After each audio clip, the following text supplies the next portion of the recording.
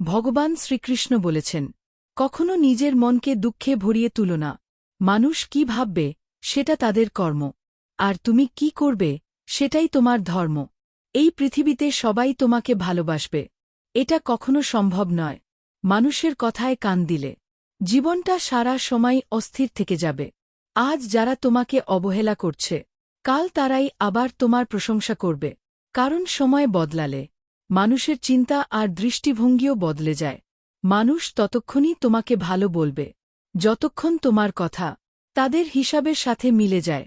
যেদিন তুমি নিজের সত্যের পথে হাঁটবে, সেদিনই তারা তোমাকে নিয়ে কথা বলতে শুরু করবে। কিন্তু মনে রেখো, মানুষ তোমার বিপরীতে থাকলেই তুমি ভুল এমন নয়।